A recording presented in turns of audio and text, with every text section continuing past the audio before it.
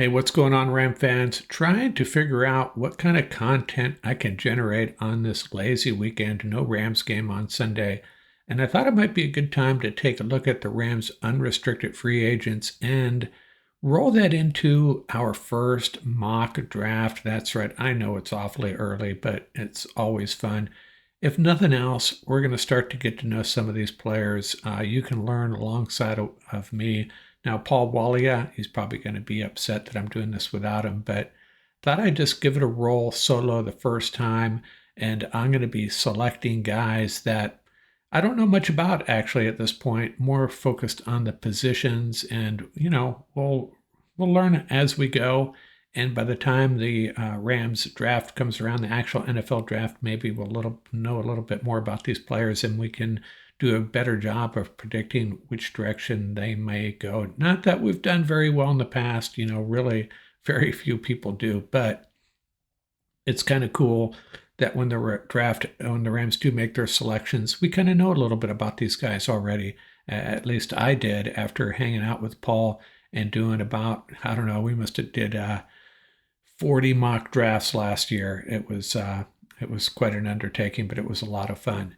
The first thing we need to do, though, is look at the Rams' unrestricted free agents. And if you're following along on the pod, audio only, I'll try to walk through this as much as I can verbally so you can keep up.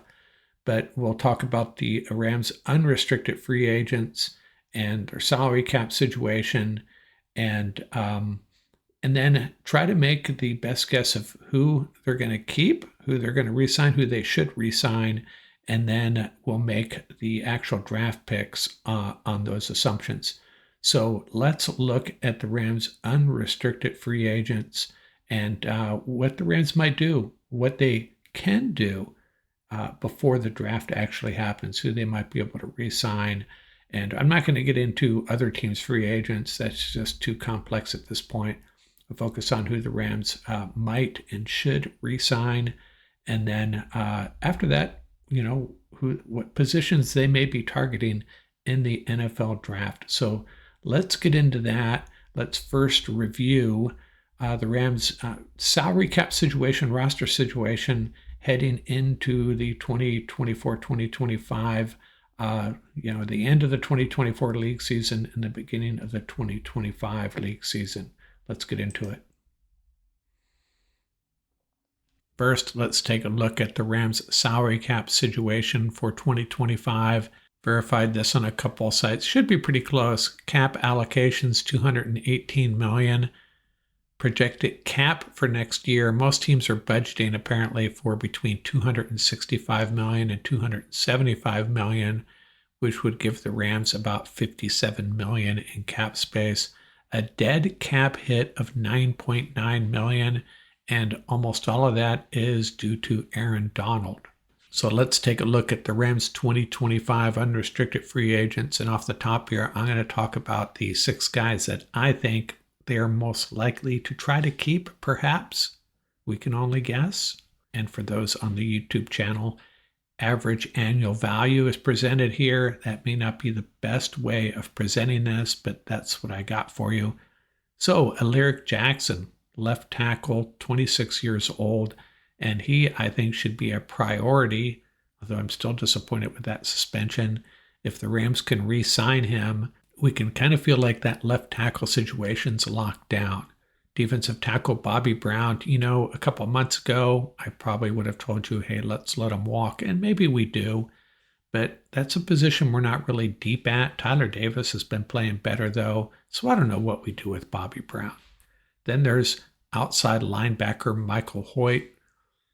And it's kind of the same thing with Bobby Brown. At the end of last year, I was really kind of feeling like it's time to move on from him. But you know what? He's like a Swiss Army knife. If he's used correctly, he can do a lot of things for you. And I'd love for the Rams to bring him back. Then there's Demarcus Robinson, wide receiver number 3 right now, getting up there in years, though. And, we have Jordan Whittington and another free agent, Tyler Johnson. So not sure what we do with him either. The Rams will probably be a team that a lot of free agent wide receivers might be interested in coming over to. taking over that wide receiver 3 job. And then, of course, well, we'll talk about Cooper Kupp here in a second, a guy that a lot of people thought we might have moved on by now already. And will he be with the Rams next year? I certainly hope so, but that's not certain. And then linebacker Christian Roseboom, another guy who's kind of growing on us. I think we need to bring him back at the right price. He's just a solid day-to-day workhorse linebacker, right? And then Tutu Atwell. And man, another guy that I think, maybe 2 or 3 months ago we were ready to move on from. But, he's filling a role and is productive when he gets his chances. So not sure what the Rams do with him either. Now, I think the only guy in this group that I think is critical we bring back is Alaric Jackson. And I'd hope the Rams extend him. Now, what happened with that suspension? The Rams certainly know, and maybe that impacts their decision, how hard anyways to go after Alaric Jackson, retaining him as a Ram. Here's some other guys that maybe we aren't as sold on. Certainly not priorities. Joseph Noteboom, Jimmy Garoppolo, John Johnson. It seems like every year John Johnson's just kind of hanging out there until July, and then we sign him. Hunter Long, could depend on what we do with Tyler Higbee and Colby Parkinson. I'll talk about in a minute as well.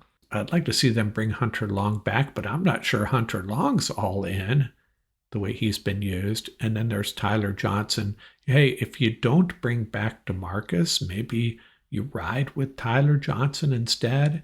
And there's some other guys, Roel Murchison, Connor McDermott, Troy Reader, certainly won't be high priorities.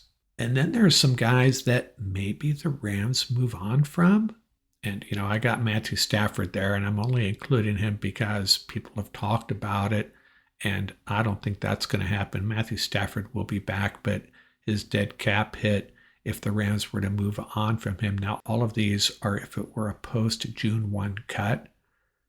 So there'd be a dead cap hit of $27 million for Stafford and a $23 million savings. So if you can go find your next quarterback for less than $23 million a year, I guess it might make sense. But again, I'm not advocating for that. Absolutely not. And the same thing with Cooper Kupp, a $15 million dead cap hit and a $15 million savings.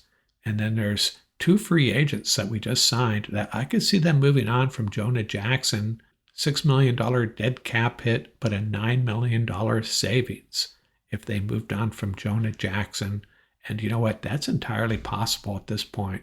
And Colby Parkinson, and it may depend on Tyler Higbee's production late in the year here. I assume he's going to be getting on the field here real soon. And they got Davis Allen, a young tight end that they really haven't been utilizing much. So Colby Parkinson at this point has to be a little bit of a disappointment. So they could move on from him. $5 million dead cap hit, $5 million savings. So what do I see as their biggest needs moving into the 2025 draft? Now I'm going to assume they keep Alaric Jackson, they retain him, and Matthew Stafford and Cooper Kupp. But you have to start thinking about Matthew Stafford's replacement. Are they going to draft someone in the 3rd or 4th round? They're certainly not going to use a high draft pick, I don't think.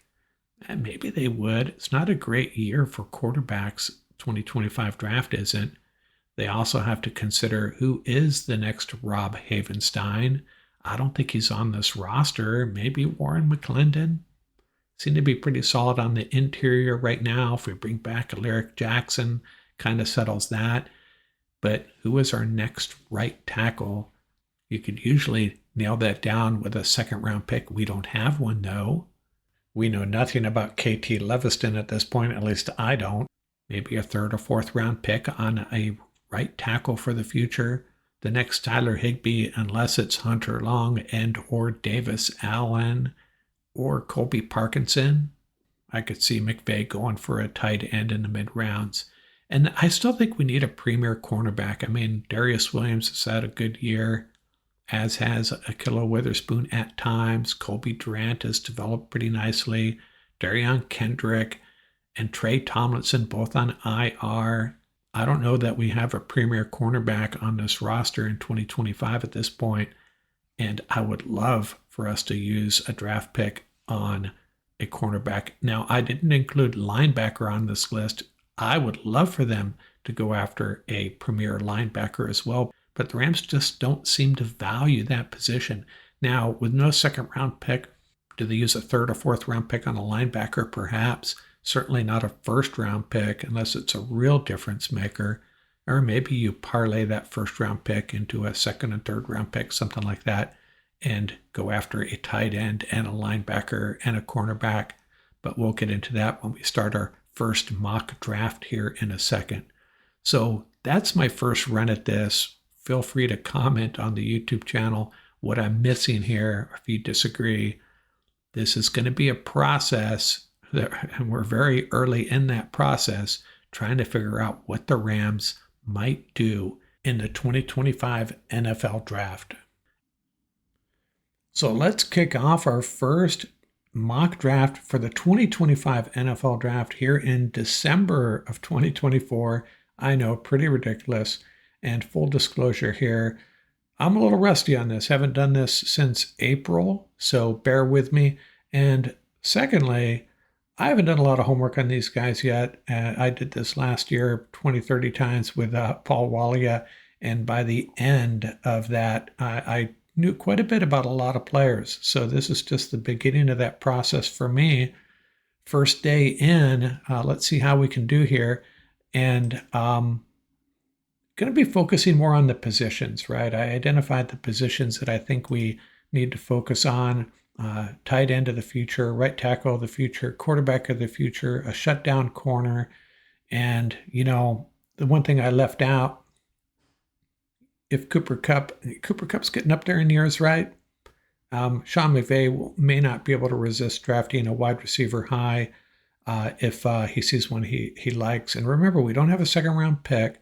Very likely the Rams could make a trade with that first round pick and get into the second round, add another pick perhaps, and they lost a second round pick in the trade for to position themselves to draft Braden Fisk, and that worked pretty good for them. But now we pay the piper, no second round pick. So what do we have? We have the 18th, 82nd, 101st, 119th, 191st, 194th, and the 201st picks in the draft. So let's give this a shot. And like I said, hey, we'll look at the guys I picked in another segment, another drop.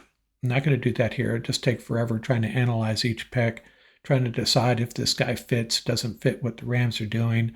Just focusing on the positions. Then we'll go back, learn about each of these guys I drafted, and we'll be better positioned for our next mock draft. So let's get this started.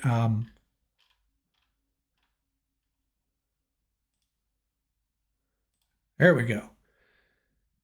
So the Rams have the 18th pick, and this is a good spot to draft an impact corner.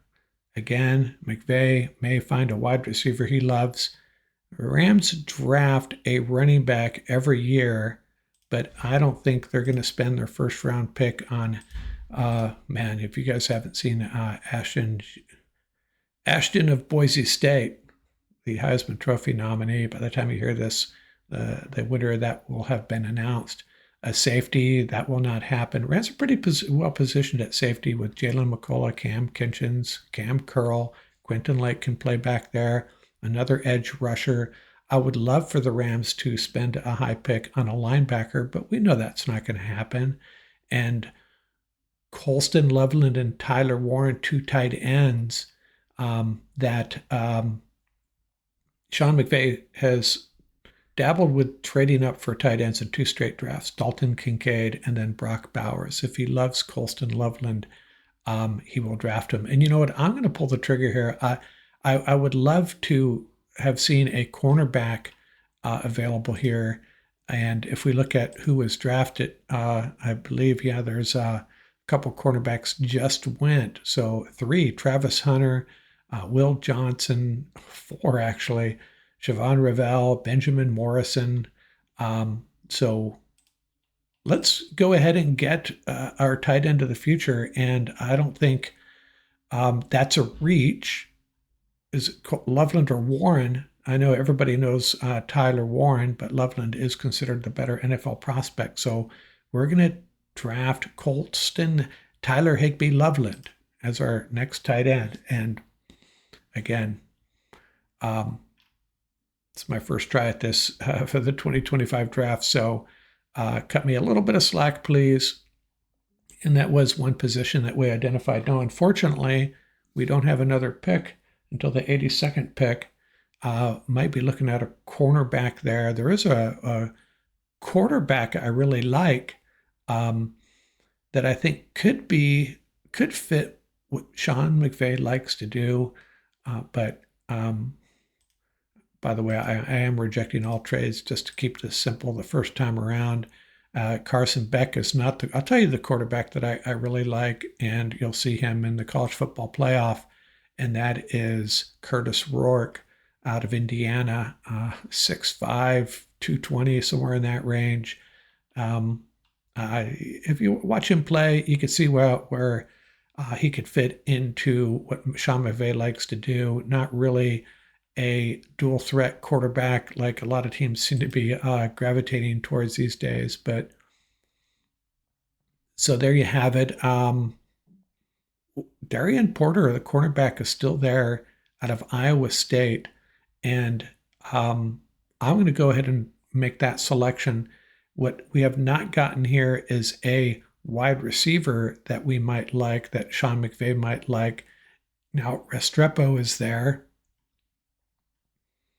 But let's go ahead and pull the trigger on Darian Porter, quarterback out of Iowa State. That's a really good value in the third round.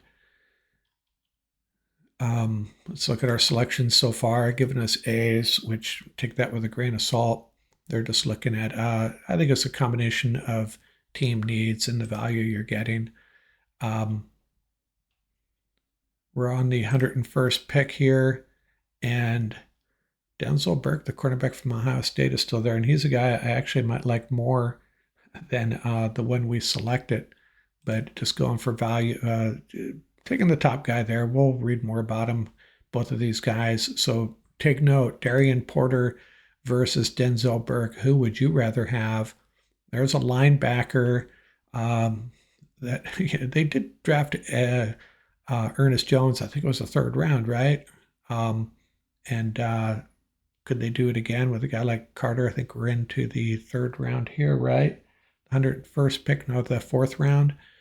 So what are they going to do here? Well, we need Rob Havenstein's replacement. Let's go with Ajani Cornelius out of Oregon. Top-notch program, area of need. Moving forward anyways, Rob Havenstein. I feel like we're really set on the interior, especially if we keep Jonah Jackson around. But we got some good players there, and we have some depth. But the tackle situation, again, we're working on the premise that we kept Alaric Jackson. But who's our next Rob Havenstein? He's getting up there in years.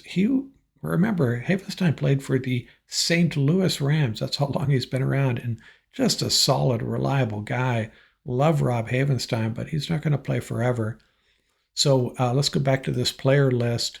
And what did we identify? The quarterback of the future, the offensive lineman, a tight end, a cornerback, and we're kind of on track for that.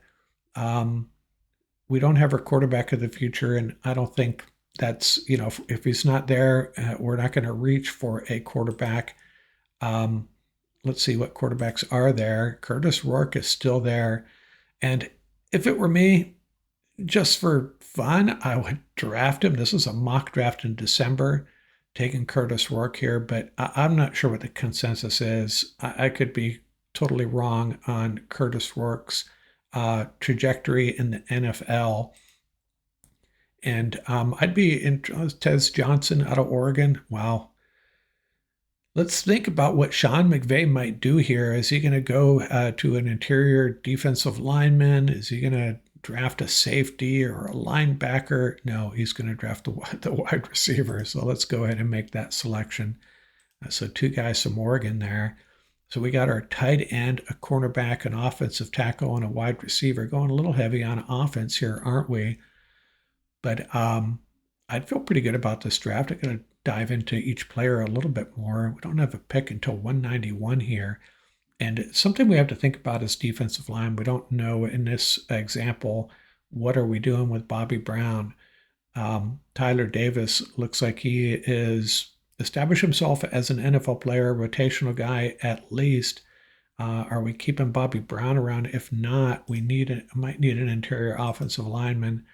Um, and other thing to remember is the Rams draft a running back every year, but they're going to draft a running back that fits what they do. That 5'10", 210 jump step running back that hits the hole quickly, moves in space, not necessarily a home run hitter. And so we'll have to do a little bit of reading on these guys. Let's go back to now. We don't know what's going to happen in free agency, right? So, and that's another reason why you more focus on positions. The best player is available regardless of position, I should say, and target areas of need in free agency. Established players. Here we got a linebacker out of Georgia, another cornerback, another tight end, a defensive lineman, and let's go ahead and take the defensive lineman out of Georgia. And I see that as a bigger need than linebacker because you know what? Omar Speights is getting it done, isn't he? So let's go ahead and take the defensive lineman. So the only thing I identified early on that we haven't hit is the quarterback of the future. And, that's just going to have to wait, 2 years. We'll trade a couple first round picks and more for an established veteran free quarterback that's about to become a free agent. Go ahead and get him, and go all in once again. Go back to the Super Bowl with, I'm not going to name any names, but there will be some veteran quarterbacks that are languishing with other franchises, and they just decide they're going to move on from him. Can the Rams give us a couple first round picks? And we'll be back to Les Snead's previous strategy of F them picks.